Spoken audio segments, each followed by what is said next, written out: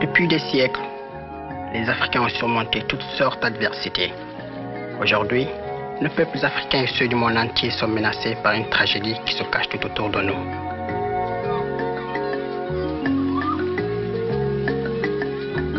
Nous-mêmes, nos bien-aimés, nos communautés et notre style de vie sont menacés. Comme toujours, nous surmonterons ce désastre. Mais tout d'abord, nous devons y faire face, sans nous en détourner.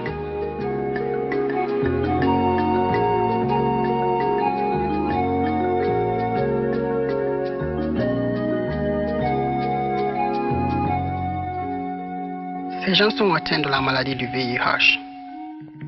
Ils viennent du Cameroun et du Zimbabwe et ont le courage de parler du sida. Ils sont mères et pères, filles et fils, épouses et époux. Certains d'entre eux resteront en santé quelque temps. D'autres sont déjà très malades. Est-ce que tu sais de quoi tu es malade maintenant? Oui.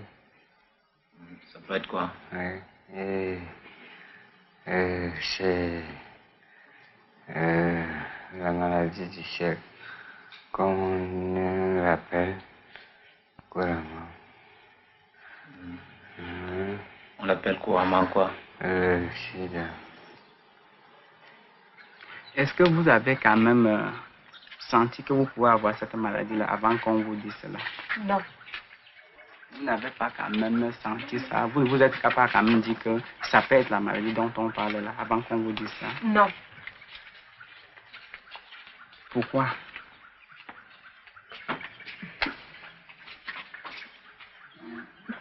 Parce que je ne savais pas que la maladie là est ici au Cameroun.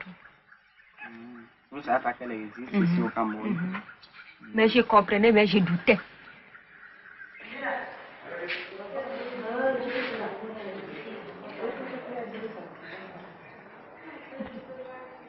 Si les gens n'y croient pas, il faut que les gens aient peut-être des cas, comme je l'ai lu. Moi aussi, je ne pouvais pas le croire. Mais là, j'ai déjà vu un cas sur ma fille. Bon, je commence à me persuader qu'il existe une maladie comme ça. Combien de temps nous faudra-t-il pour admettre que le sida existe et pour que nous commencions à le considérer comme une crise sociale ainsi qu'une crise médicale? Les médecins, eux, ont plus que des symptômes physiques à soigner. Chaque cas est assez personnel et parfois c'est le début qui est très difficile parce qu'on ne sait pas comment annoncer à ces malades qui sont atteints de sida. Et quand on leur annonce qu'ils sont atteints, vous avez l'impression d'assister à... Vous avez l'impression de voir la vie les quitter tellement ils sont interdits, ils sont vraiment stupéfaits. Et après, il faut essayer de leur remonter le moral, de leur expliquer. Il faut beaucoup les écouter et beaucoup les conseiller. Donc la prise en charge est assez lourde pour une personne. Qu'est-ce que vous avez ressenti quand on vous a annoncé que vous aviez le sida? Je voulais me tuer, je voulais boire le comprimé pour mourir. Et puis vous m'avez conseillé, résolu, tout ça, ça m'a fait calmer. Est-ce que votre famille est au courant de la nature de votre maladie? Oui, mon docteur. Et qu'est-ce qu'ils vous ont dit quand ils ont appris que vous aviez cette maladie-là? Ils ont dit que je les ai mis la honte, qu'il faut que je supporte moi seule, parce que je les ai mis la honte dans une famille noble comme pour eux. Quand son fils aussi a appris qu'elle avait le sida, son fils l'a abandonné. Ses deux enfants d'ailleurs l'ont abandonné en disant que c'était une maladie honteuse, que leur maman leur a fait honte. Donc c'est une femme qui ne vit qu'avec une de ses petites sœurs qui n'a pas voulu l'abandonner. Et qu'est-ce que vous pensez des autres membres, de vos autres frères et sœurs qui l'ont rejeté Avec que je n'ai même pas de contact, tant puisqu'on va aussi laisser parce que je suis derrière elle. Donc eux aussi, ils ne s'occupent plus de vous parce que vous êtes derrière elle. Donc en fait, vous deux, vous êtes abandonnés, quoi.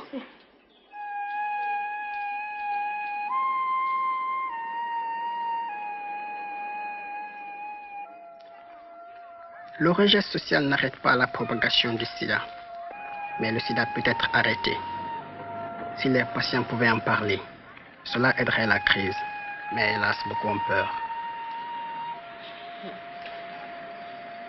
C'est-à-dire, j'ai même d'abord la honte pour poser ça à quelqu'un. Mais c'est entre moi et le docteur qu'on savait. Donc, en dehors du docteur, personne d'autre ne savait? Pourquoi? Parce que ça fait à ce que les gens vont trop se moquer de moi au quartier. À propos de ta femme, si elle savait. Oh, c'est la catastrophe. Hein. Pourquoi? Je ne sais pas, elle ne saura pas se maîtriser. Elle va partir? Bien sûr. Bien sûr, elle s'en ira. Bien que la solidarité africaine soit quelque chose de très fort et de reconnu, il faut quand même dire chez un malade sur 3, et ce qui est beaucoup, c'est énorme, nous assistons à des choses assez terribles dont on n'avait pas l'habitude en Afrique. L'entraide de nos familles et de nos communautés est une des plus grandes forces de l'Afrique. Mais quand cette entraide cesse, l'isolement est doublement pénible. Nicole n'a que son père sur qui elle peut compter. Mais quand il a appris qu'elle avait le sida, sa première réaction a été de la blâmer.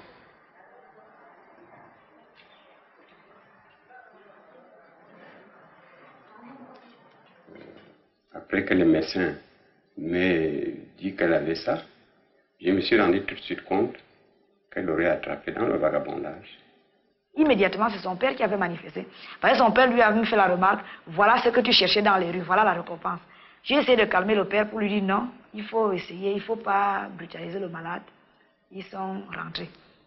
Mais ce qui est un peu gênant, c'est que depuis que le père a été au courant du diagnostic, il semble laisser le malade. Il s'est dit, bon, au lieu de gaspiller l'argent que je dois utiliser à élever les autres enfants pour traiter quelqu'un qui est voué à mourir maintenant, il préfère abandonner le malade. Ton père ne s'occupe-t-il pas de toi? Non. Personne d'autre? Je suis seule, toi-même tu sais que... Et chaque fois, les rares fois que son père passe, et quand j'entre dans le pavillon pour lui dire que ton père est là, elle manifeste une joie et me dit, mon père, tu l'as vu où? Je dis, il est dans la cour, il va venir. Il me dit, tu es sûr qu'il va venir? J'ai dit, oui, il vient, il vient. Ça fait un réconfort quand il sent que son père est là. Mais le fait que son père ne vienne pas, ne passe pas régulièrement, ça fait un phénomène de rejet. Pour Nicole, être rejetée par son père signifie plus qu'une souffrance morale. Elle a besoin de son soutien pour lutter contre sa maladie.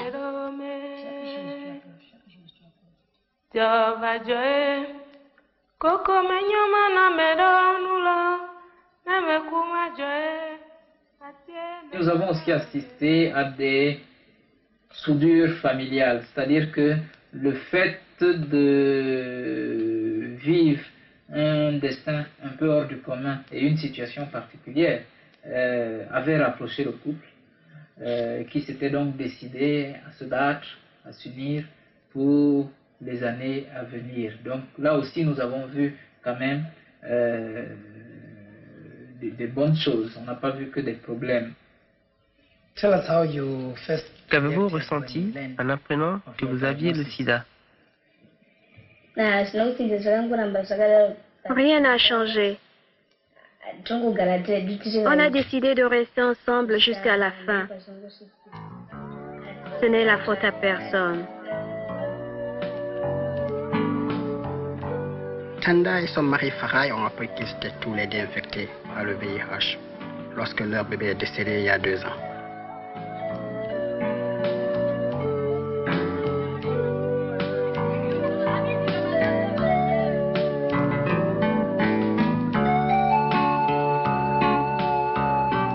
Both of us, we are infected. On est infectés tous les deux.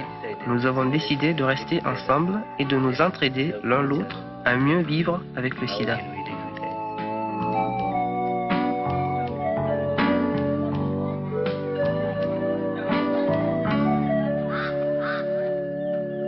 Le soutien des malades par les familles et les communautés est vital. Comment vous sentez le fait que votre sœur a le sida? Comment vous le ressentez en vous-même? En moi, vraiment, au départ, c'était comme une bombe qui avait explosé dans mon cœur. Mais, quelques instants, j'ai vu que ça ne valait pas la peine de m'alarmer.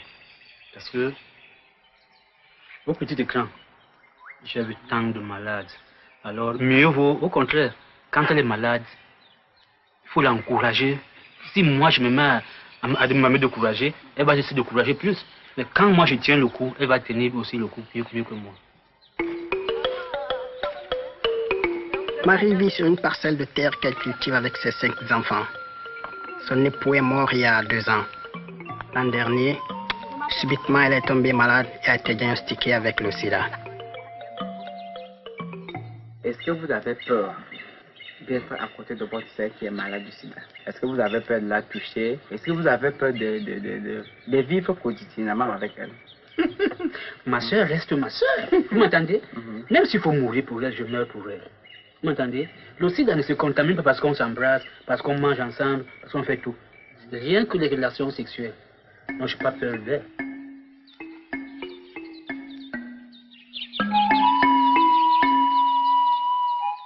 L'amour d'une famille, le dévouement d'un médecin peut faire beaucoup, mais pas tout. Est-ce que le fait de voir la mort venir diminue la souffrance? La jeune personne que nous devions interviewer aujourd'hui, malheureusement, ne sera pas là parce qu'elle est décédée entre-temps. Il s'agissait d'un jeune garçon de 24 ans qui avait accepté de témoigner pour, comme il me disait, pour apporter quelque chose à la science.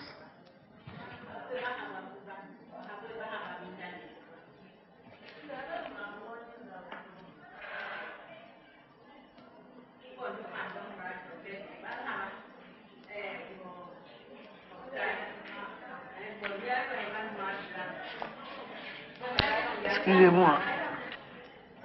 Il voulait témoigner parce que pour lui, il voulait aider la science. Car, disait-il, c'est grâce à d'autres témoignages que nous avons pu l'aider et le soulager jusqu'à ce qu'il meure.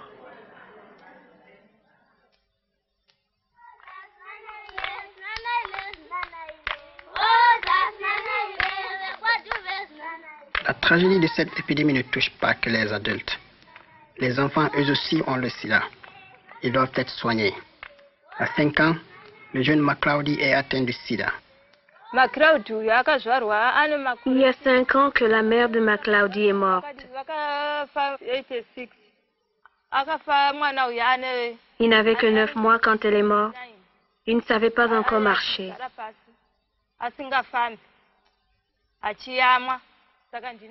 Je suis donc devenue sa mère. Sa mère était ma sœur aînée. Son enfant est comme mon enfant. Je prends soin de lui parce que la souffrance que ma sœur a eue en le mettant au monde est la même que celle que j'ai pour le mien. Si c'était moi qui étais mort, ma sœur aurait fait la même chose pour moi. McCloudy n'aura probablement pas la chance de grandir, mais la plupart des autres l'auront. Nombreux sont ceux dont les parents sont déjà morts ou vont mourir du sida. Leurs pertes resteront avec nous pour des années à venir. Cependant, le futur de l'Afrique repose sur les épaules de nos enfants. Solides, ils savent s'adapter et ils incarnent l'espoir. Mais ils portent un lourd fardeau. Ils ont besoin de notre aide. Nous devons leur apprendre comment se protéger du sida.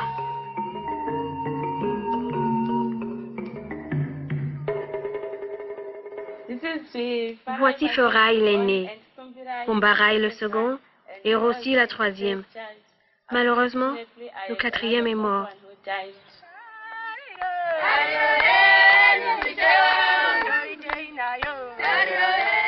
Le plus jeune enfant d'Auxilia est mort du sida.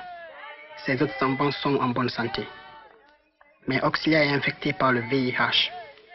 Elle appartient à cette génération d'adultes qui doit mener l'Afrique vers l'avenir. Mais dans de nombreux pays de notre continent, sa génération est en train d'être décimée par le sida. La chose la plus difficile, c'est que je veux vivre longtemps pour pouvoir élever et éduquer mes enfants. To educate them.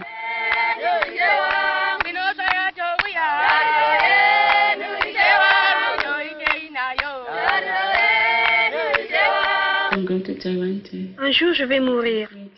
J'attends. De temps en temps, cela est très dur et je pense, comment vont-ils survivre?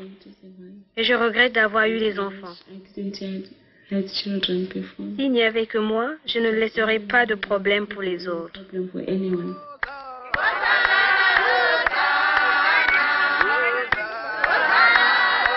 Malgré tout, Auxilia ne relance pas. Et si elle tient bon, nous aussi nous le pouvons. On peut se protéger contre le sida et défier la maladie si nous joignons nos efforts pour la combattre. Ceux d'entre nous qui en sont atteints et ceux qui ne le sont pas.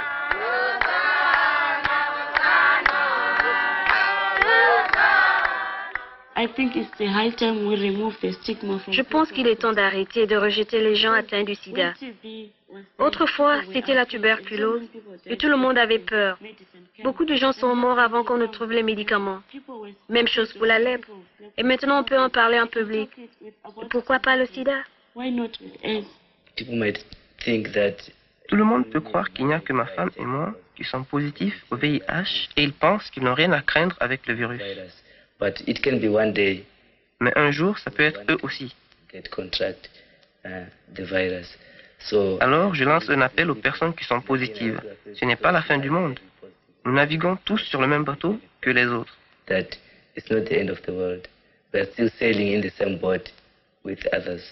Faisons face et apprenons à vivre avec le sida.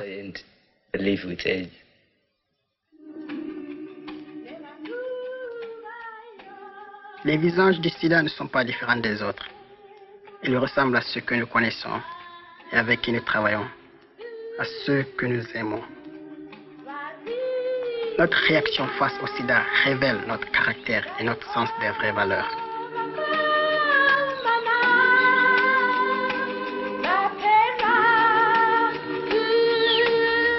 Nos enfants à venir et le futur de l'Afrique comptent sur nous.